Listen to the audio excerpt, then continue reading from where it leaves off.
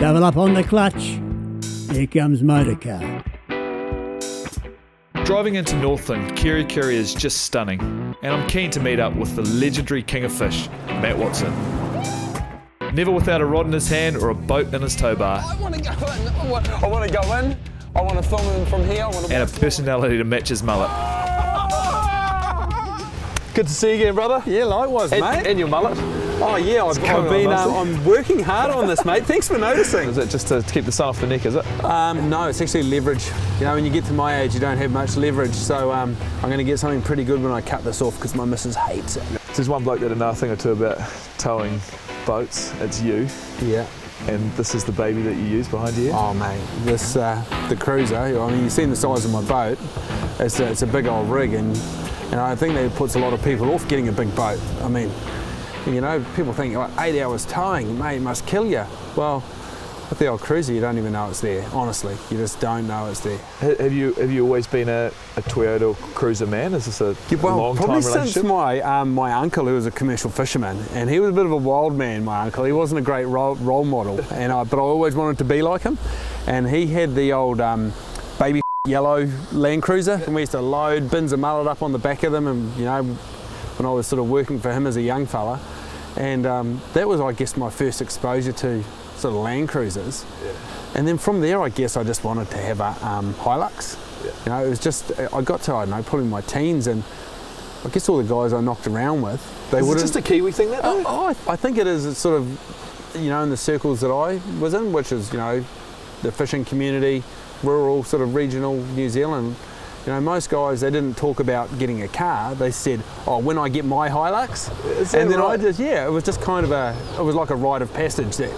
Eventually, you know, if you worked hard enough, you were going to be able to buy a Hilux eventually. So we used to knock around and talk about what our Hilux was going to look like, and you know, we would put a dog box on when we're going hunting and all that sort of stuff. So, where do you reckon that came from? Was it a branding thing that they did clearly? Well, mate, everyone knows about the whole Scotty and Crumpy thing. You know, everyone just loved those ads. You know, whether you're a rural or a townie. It's a tale of strength, of machines and of men, and of a ute, a truck that's become their friend. And it's kind of almost adapted to the sort of more urban role now. That's the reason why it's so clean, is because my missus drives it more than I do.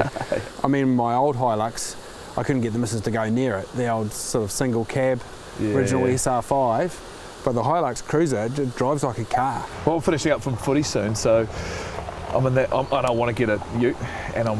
You got your hand on the right one there now. Mate. It's this. Those new Rangers look great. D-Maxes. Not impressed. You know, you see a lot more of those around in sort of urban areas, but once you sort of get out to the regions and the country and the coast, these Hiluxes, yeah, face the facts, nothing's going to outlast a Hilux. Oh, I'm a little bit the same. Well, my second or third car was a Hilux Surf, and a little bit like you, it was kind of the one that I always, I don't know why, so New Zealand or something, I don't know. It is, yeah. There was a lot of people that had those Surfs, eh? Yeah, it was a green one, it had surf along the side. Mate. Yeah. They were like the urban Hilux, really, weren't they? Yeah. What do you reckon it is? Why do you think New Zealanders have got such a connection or a love for cars and transport? Yeah, I think a lot of it relates to the lifestyle that we want to live, rather than the lifestyle we sort of do live. When we think about ourselves as Kiwi, we like to think of ourselves as rugged and outdoorsy and doing all these things. Yeah. If you can't do it, well, you might as well go and buy the vehicle that makes you look like you do it. You know what I mean? And I think, you know, it kind of, your vehicle projects what your personality is like, I think, or what you'd like your personality to be. Oh. Fellas, how's it going? Kind of a nice accessory. It looks good on you. That's it. What about your first car? First car? That's embarrassing. I'd saved up quite a bit of coin for my first car because I was working on commercial fishing boats. Yeah. And some weekends I was pulling down more money working for my uncle than my parents were making. Oh, you know, really? So I was 16, hard, you know, if we got a good catch. So I thought I was pretty hot rolling up to school in my 1980 Honda Prelude. I was the only kid at school that had electric windows, and that was what got me across the line. The bucket seats in the back and electric windows, mate. And pick up some chicks, yeah. No, none of that. No, it was, Hey, thanks for bringing this rain too, by the way. The old Yeah, farm I was starting to get a bit dry. I thought Kiri Kiri was like known for being super sunny and like not so much today. We call it liquid sunshine. Why are you not wet? Is that a waterproof Yeah. hoodie? What's going on I there? actually really like this. It's really cool. Rain doesn't. No, I know what's happening. It's real running off that mullet. It sort of, Yeah, it's like yeah, a slide. It's like water off a duck's back. Mate, they call it the West Auckland waterfall. I think. Why do you reckon we are the highest per capita nation in the world for car ownership? Our public transport. You know, like, and I think we're just independent. And I mean, hey, not everyone lives in an urban area. So I mean, out where we are, I mean, we couldn't wait for our kids to be old enough to drive. So speaking of that though, it was a real watershed moment when I got my daughter to drive me somewhere and pick me up, you know, after all of those miles that I did for netball training when we were living out at Takao Bay, you know, when she's a 25-minute drive each way to training and you got 2 kids that both play sport. Finally get some back. Mate, you just want to get them into a vehicle.